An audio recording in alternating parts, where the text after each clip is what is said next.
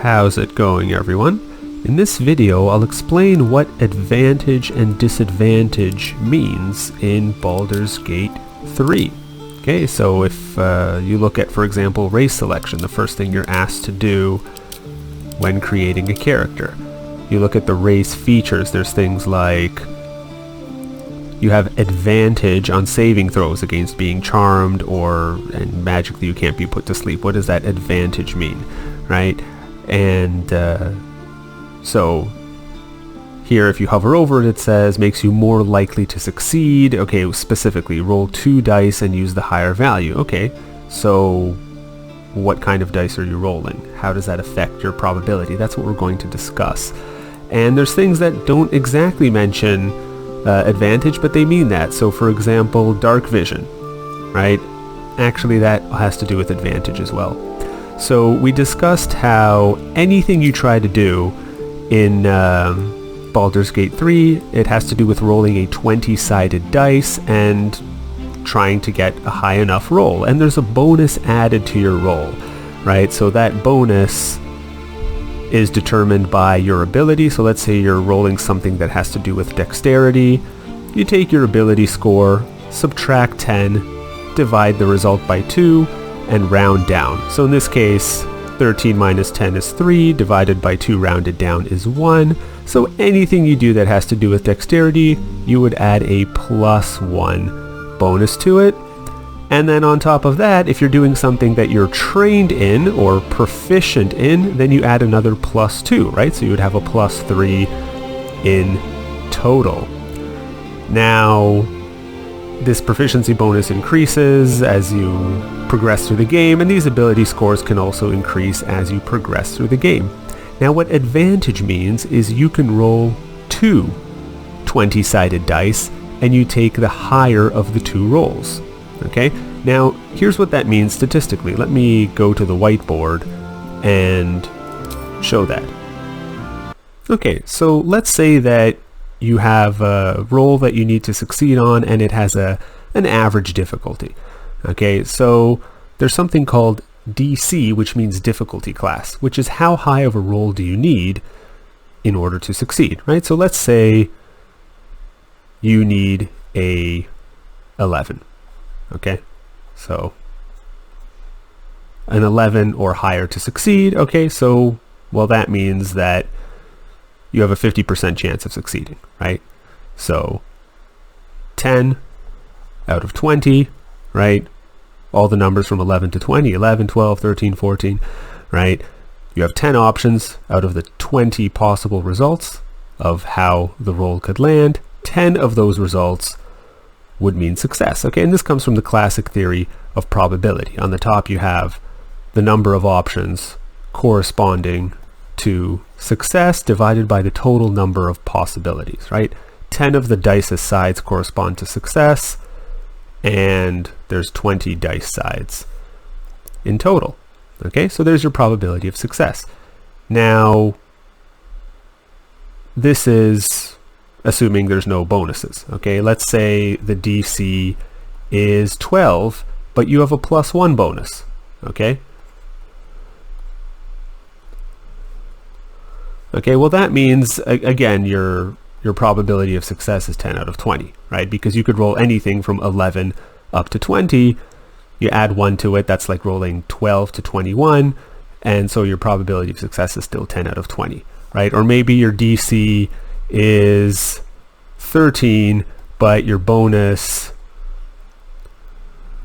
is +2. Okay, so again, you can roll anything from 11 to 20, and so that's like rolling from 13 to 22, and that means a success, right? So we're talking about a situation where you have average difficulty, right? So whatever the DC compared to your bonus is, let's say your probability of succeeding is 10 out of 20 because you need to roll 11 or higher on the dice. Okay, so what's your probability of failure? Okay, well, your probability of failure, let's call that Q instead of P, well, that's also going to be 10 out of 20. Okay, so that's going to be all the numbers from 1 to 10. Okay, whereas this is going to be the numbers from 11 to 20. Okay, and for simplicity, let's call this DC equals 11 with no bonus. Okay, so if you're rolling with advantage, for you to fail that roll, it means you need to fail on both dice, right? Because the higher of the two dice counts. If one of them fails, that's fine. You need both of those dice rolls to fail in order for you to fail the roll. So without advantage, your probability of failure is 10 out of 20, which is 50%. With advantage, you need to fail twice. So that's going to be 10 out of 20 squared, okay? Because both dice have to fail. And that's 100 out of 400, okay? Which is 25%. Okay, so your probability of failure drops. It's cut in half. It goes from 50% to 25. Okay, and that's for an average situation where your typical probability of failure would be 50%. If you have advantage, well, your probability of failure drops to 25%. Okay, now let's look at a more easy situation. Okay, let's say the DC is 5 and you have no bonus. Okay, so your probability of success is, actually let's make it 6, right? So your probability of success is 15 out of 20, okay? Because you could roll any number from 6 to 20, and that happens to be 15 numbers. So 15 of the dice's sides will give you success. Well, what's your probability of failure? Well, your probability of failure is 5 out of 20. Now this could be DC 6 with your bonus of 0, or this could be, maybe it's DC 10, but you have a bonus of +4.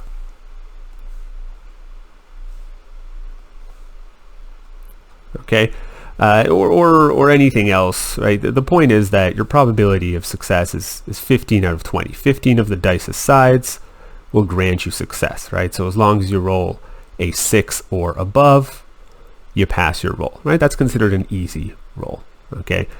So with advantage, you have to fail twice, okay? Which means the probability of that happening is 5 out of 20 squared, okay? And that's 25 out of 400. 25 out of 400, well, that's a lot less than 5 out of 20, okay? 5 out of 20 is 1/4, okay? It's 25%, all right? 25 out of 400, that's 1 out of 16, okay? 1/4, 1 out of 4 versus 1 out of 16.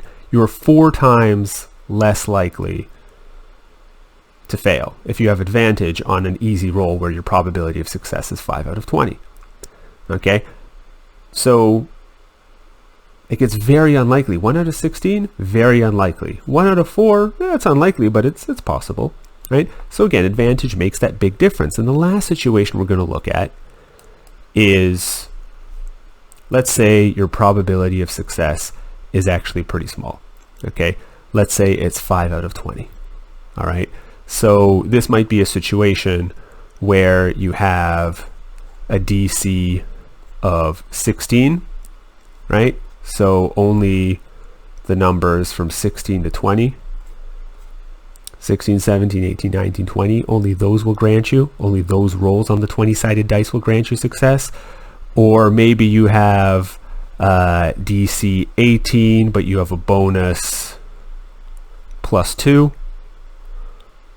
Okay, so same thing, right? The roll 16 to 20 will grant you your success. So that's a more difficult roll. Okay, so failure, the probability of that is 15 out of 20. Okay, so anything from 1 to 15 means you fail your roll. Okay, now that's pretty high. Okay, that's 75%. All right, or you can think of it as 3 out of 4.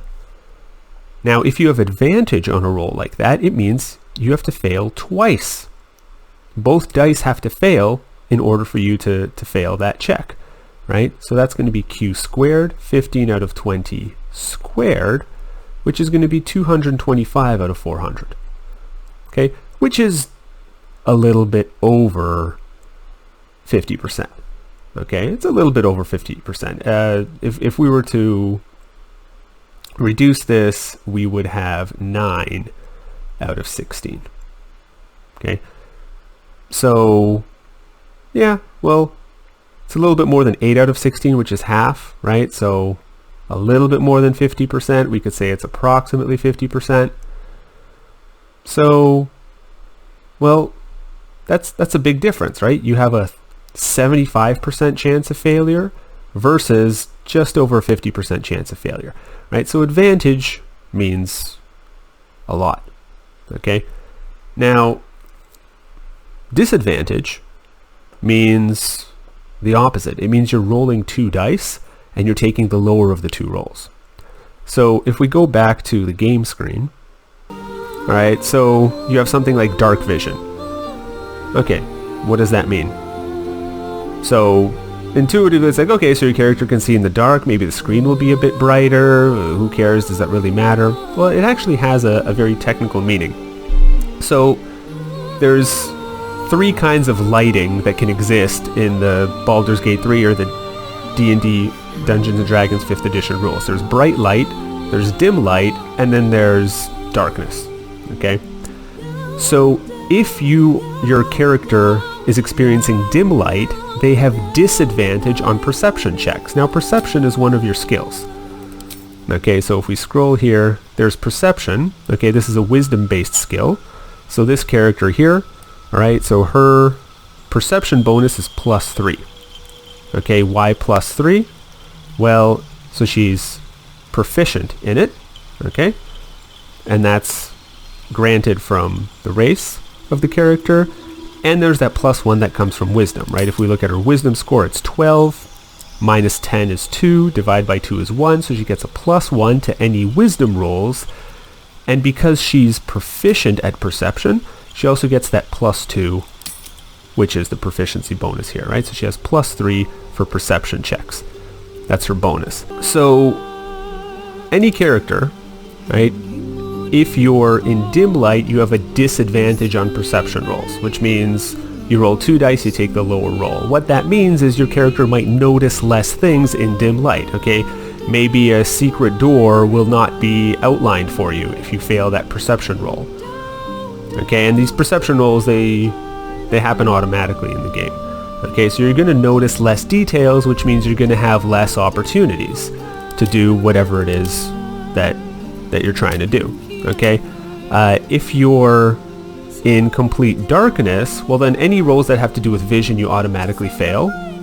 Okay, and if you try to attack someone, you roll with disadvantage, right? So you roll 2 dice, take the lower value.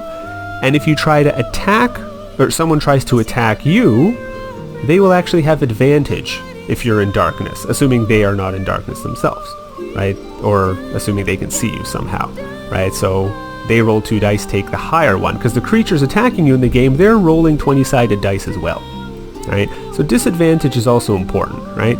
Now what dark vision does is if you're in darkness, that's treated as dim light.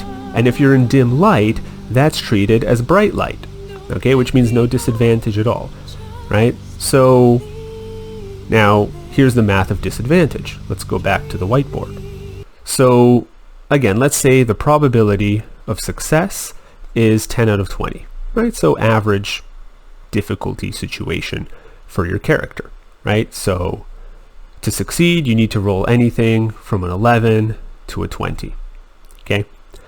Now, if you're at disadvantaged, the lower of your 2 dice rolls is the one that's going to count.